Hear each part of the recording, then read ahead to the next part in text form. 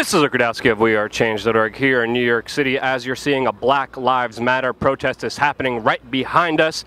And of course, the country is divided amongst race more than it has in a very long time. I'm here with Sasha Daygame, a pickup artist, ugh, dirty word, comedian, and also just an amazing outright human being that I've been talking to, talking about maybe a deeper, bigger solution to all of this, because this problem that we're facing in America, this kind of race issue, seems to be perpetrated by the establishment, seems to be perpetrated by the mainstream media. Whenever there is a Latino or even a Caucasian person who was assassinated and murdered by the police department, there is not such an outcry, there is not such attention as we are seeing currently unfolding in this country. Obviously, police brutality is a major issue, is a major factor that this country is facing. But ultimately, what we're seeing is people divided, and we think ultimately, I said ultimately too much, what's happening here from our perspective is a lot simpler. To me personally, the problem comes down to people not ultimately loving themselves, having a void within themselves, because we're seeing societal pressures put on us in order to make us feel insufficient. And when a person feels insufficient, when a person doesn't truly accept themselves, doesn't truly love themselves, they project that onto others. Obviously, we are seeing a lot of hatred, a lot of racism, a lot of negative, horrible, decrepitable behavior based on society. How do we fix that? Just give us the solution right now, Sasha. Well, ultimately, Luke, first of all, I want to say there's a poo smell. It's really subtle, and we knew before we started, like, there's this poo smell is going to come up, and I'm going to talk about it, so that's the first thing I'm bringing up. I'm suffering through a poo smell right now for this interview, so I hope that's appreciated. Yeah, you make a lot of good points, mainly because I gave you that idea right before we started, so to steer this in the right direction, but it really comes down to separation. You know, it really comes down to separation. So all society and the controllers, and it depends how deep you want to go into who's really pulling the strings, but let's just say it's not normal, nice folks like us pulling the strings. And they're just trying to separate everyone from everyone else. Divide and conquer. On every single level, it's divide and conquer. So the police feel like they have absolute power, they can do whatever they want to. They're trained to think, and actually in a way you can kind of see why it makes sense, that we normal people are the enemy, right? That's their reality. So they're the good guys, we're the bad guys, and of course they've used their power. So they're separated from us, and that creates a massive amount of tension and murder and all this kind of stuff, and that creates a lot of problems. Then you've got black people who feel like, you know, white police officers are racist and they're killing them, and to a degree that's true, and to a degree some white people are just normal cops and they're doing a great job. You know, everything's always a gray area in the middle. They're controlling language, which is very, very dangerous. You know, if I stand here or I make some joke and I say chink, faggot, nigger, any of those words, people that already just because I said those words, people are gonna be freaking out. Oh my God, he said the N-word. But see, you got to ask yourself, like, why are you offended by that? What does that even mean? Because the way they separate is they make people police themselves. See, they turn people against themselves. So that we're so busy fighting each other. This guy said this is politically incorrect. This person against women. Feminists are attacking men. Men are like, what the hell are you talking about? So everybody's so busy fighting each other over completely small stuff. They just keep raising taxes, killing people, assassinating people, doing whatever the hell they want, and we're all like, well, that guy said, he said faggot, let's get this guy, he said faggot, come on everybody. Meanwhile, your government's taking, you know, whatever, 40–50% of all the money you ever make and using it to bomb the fuck out of people who have done nothing to anybody. But that's fine, don't worry about that. He said the N-word, let's get this guy. And that's really what it comes down to. Everybody's fighting everybody else, and as soon as people wake up and realize that we're all being manipulated, well, this game is over. Yeah. Let's not talk about the systemic problems of the prison industrial complex, which is a system established in this country to put people in jail as a form of slavery. There's more people in jail in the United States than there is in any other country in the world, more than in China. Wrap that fact around your head.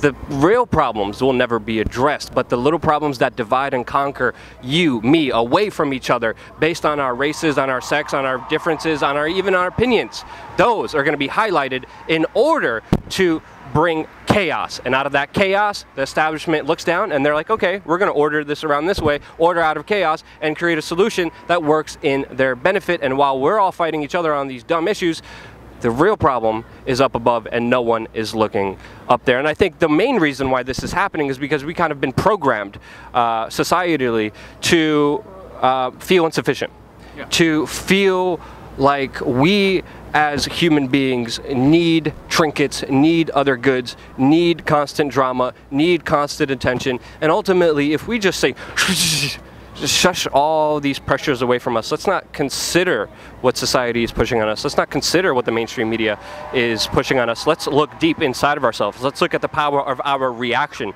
Let's look at what we could do. Let's look at how we could actually solve real problems in this world instead of just ninny-picking and having emotional outbursts and reactions that don't get us anywhere except cause a bigger divide and problem. And ultimately that is self-love.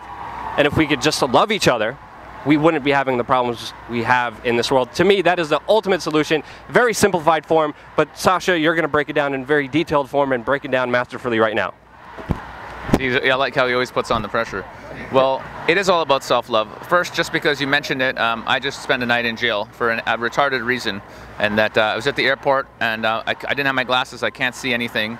I walk out of the area where where it's secure, where you're about to get on the flights. I walk out. I realize, oh, these people have luggage. They haven't checked in. Okay, this is the wrong area. And then I run back in, and then you're not supposed to go back, right? But I sneak through the door. I go get on my plane. Cops come. They haul me off. And I was completely confused, didn't know what I was doing, couldn't see anything.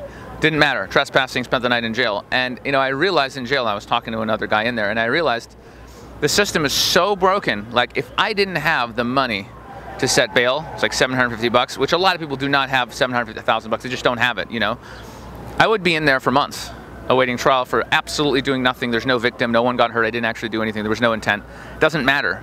And the guy that was in there, he was in there for some BS, not even worth going into, but it's just because he's poor. And it's so ridiculous that you could, without ever being found guilty of anything, have your freedom taken away. And we all don't realize, the one good thing about going to jail for a night is when you get out, you realize, like, there is no excuse for us not to accomplish what we want in our lives, because you are a lot more free than you realize. In the most fundamental way is that you have some choices out. You can do whatever you want to. People give me excuses now. I'm like, yeah, are you in jail? Are you in a cage right now where you can't leave? No, you can do what you want with your life. Seriously, even though we're controlled in a lot of ways, fundamentally, you are free and you can do what you want. So anyway, to a degree. But going back to the main thing, yeah, man. So my job is just helping guys who want to meet girls and they want to connect with women. Yeah. And that's how it starts. That's always where the journey starts. And guys, some guys, they dress bad, and some guys don't know how to flirt, and they don't believe in themselves, and they have all these little things. But when you really go deep, deep, deep, deep, deep, the only reason anybody can't really connect with another human being is that they're not connected to themselves. Yeah. And a lot of times we see other people hurt other individuals. It's mainly because they have pain inside themselves that they can't deal with. And we're seeing that with some of these kind of Black Lives Matter activists who are saying there is a systemic racist problem. And in some parts of their argument, they are right, especially when it comes to the incarceration rates, especially when it comes to judges giving harsher sentences to people of color, whether it's Latinos or African Americans. That problem is there. But some of the activists see the solution as saying, well, they're being wrong to us, they're being oppressive to us, we're going to be just as oppressive and just as wrong to other common citizens who have nothing to do with the systemic problem. And that's when we're seeing this whole kind of this kind of race problem getting out of hand. So it's duplicitous. I won't be saying Black Lives Matter is completely wrong. I won't say that they're completely not wrong either at the same time. The problem is a lot more sophisticated, but a lot of people, especially other news organizations, see that if they do push those race buttons, they see if they do make a particular choice on the organization, whether it's one news organization saying the Black Lives Matter organization, all of them are terrorists, or other people like the White House, MSNBC, and CNN being favorable to them, to an extent where they actually don't even cover the wrongdoings that they're doing. You're seeing both sides of this kind of biasness in order to divide and conquer. Some of it, it's done for monetary purposes, because if you say something explosive, it will get more hits, it will get more ad revenue. But again, you're not leading to a full solution. You're not helping this problem at all. And it's getting to a point where it's really intense in this country, where the divide is so strong you could sense it all around you just by walking around, just by we were here and then the protest was here in front of us. This is happening right now, and it needs to be addressed in a professional, real way. Back to my kind of point that I started with, whenever someone is hurt inside, the way people deal with that is by hurting other people. How do you get past that, and do you see that within some of your students? Yeah, absolutely. And it's really sad to see. So in the sort of pickup community culture that I came from, because guys have all this anger and they're frustrated because they can't connect with women, they're not getting sex, they don't have that companionship, they're not getting that love, and a lot of them didn't have that love as children, they get really, really angry and they're pissed off and they blame it on women, right? They go, oh, women are bitches, they're flaky, all they want is money, and all these really, really negative, belief systems, which are true, only if you really believe them to be true. And it can absolutely ruin people. It can absolutely ruin people. They go into a really, really dark place. A lot of people, hey, there's movements out there of guys who have completely given up on women in their entirety. And they're just like, nope, we don't need women anymore. We hate women, and that's it. And the amount of pain you have to be in order for you as a man to go, that's it, I don't want any women. That's like cutting off love. That's literally like cutting off the source of all creation. It's a terrible tragedy. So the answer is that yes, we're all damaged. Every single human being, me, you, everybody out there listening to this has issues. We have pain, we have our own negative beliefs, we have fears, we have insecurities, all this kind of stuff.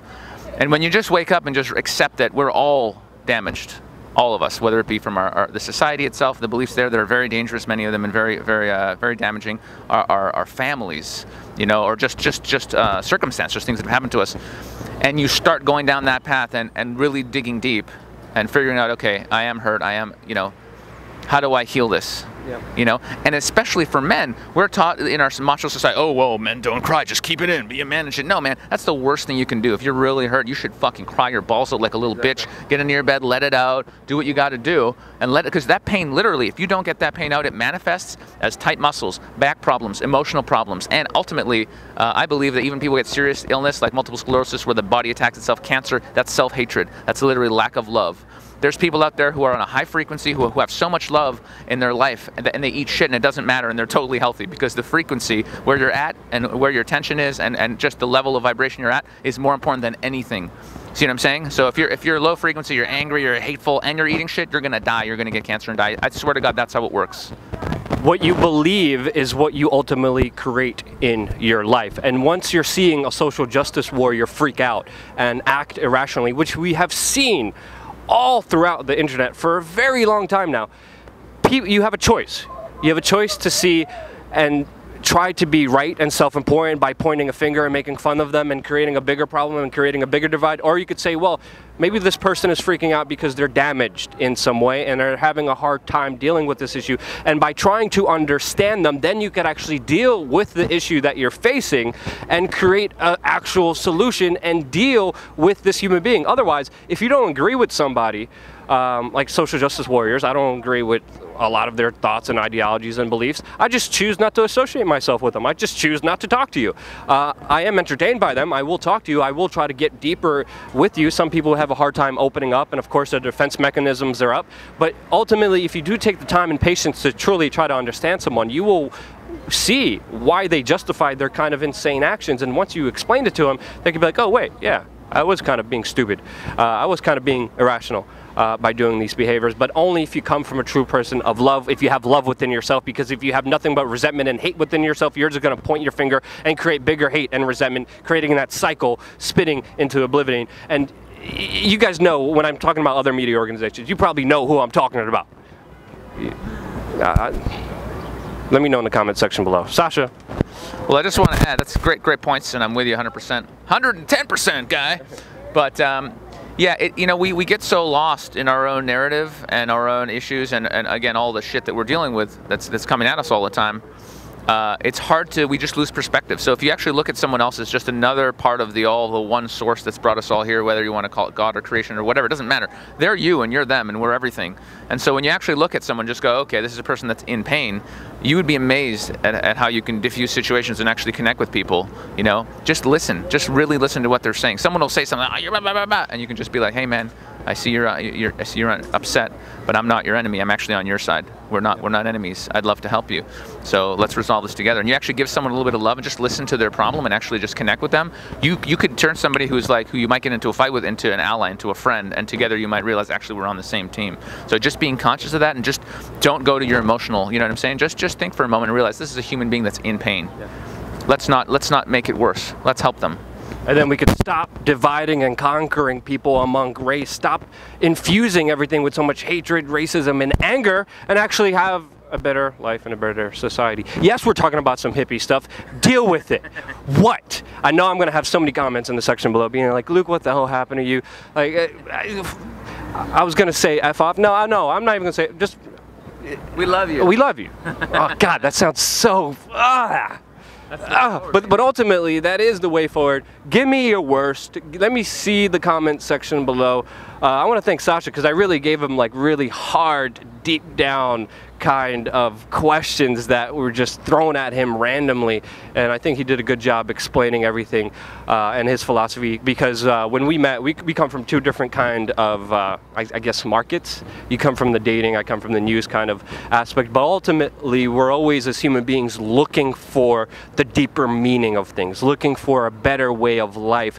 That's what that to me is my true purpose, is to look at deeper things, not just as entertainment, not just as clickbait, not just to get money from AdSense by having racially motivated content and race baiting. I don't want to do that. Ultimately, all that stuff is meaningless, and your legacy and what you live and how you live and what you do in this world will speak and will be more important than anything else. And deep down, if you have a passion for life, if you have a passion for the work you do, ultimately this will lead you down that path. Sasha has gone down that path, I've been down that path, and we've been talking and vibing and being totally gay and hippie and all this other stuff. But ultimately, there is a lot of truth into just understanding yourself and understanding all those around us, and having just a little bit of patience to make the world a better place. Just two final thoughts. I would encourage everybody to take 10 seconds a day to say one nice thing to somebody, like literally, like just a compliment. Oh, you're such a hippie. It doesn't mean you have to try and get them in bed or anything, but it could be a beautiful girl, it could be a beautiful man, it could be anybody, but just hey, nice suit, hey, you have a great walk, hey, you have a beautiful smile, and just walk away. Do that to one person a day. Your frequency will go up, you'll start feeling better about yourself, and the world will change. It's a beautiful thing. And the second point, which I always tell everybody, follow your excitement. Whatever it is in life that truly inspires you and excites you, go and do that above all else. Spend your time doing what you love, and you will become what you want to be. Yeah, mofo, be a hippie. Give someone a compliment. I personally practice, it makes common sense, it's logical. I practice gratitude meditation, where I literally focus and write down 5 things I am grateful for every single day. And by doing that, scientific studies have actually proven that it grows your prefrontal cortex. It makes sense, it's logical. I guess the short term is be a freaking hippie. Fill yourself. Oh God, these words though. These words. Like if I was watching this YouTube video, I'd just be like, shut the fuck up with your empty platitudes. I'm fucking sick of it. And I get that side, and I truly, truly, truly, deep down understand the comments and all the crap you're gonna be saying about me, and it's okay. But deep down, this is the truth. Anything else? Keep spreading the good vibes. I love you guys. We are one. That is the fundamental truth. Everybody is everybody else, and as soon as we realize that, this game is over. And I want to say that everybody's waking up. We all know what's going on. Spread the love, and together we are unstoppable. We are change. We are change, baby. We are change. That's Sasha Daygame. You're such a freaking hippie.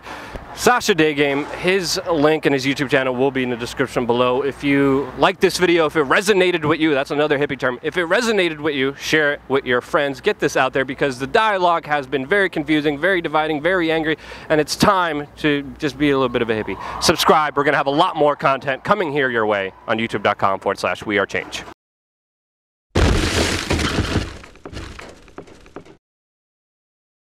This is Rudkowski of WeAreChange.org here in the barrios of Caracas, Venezuela, one of the top murder capitals of the world. What am I doing here?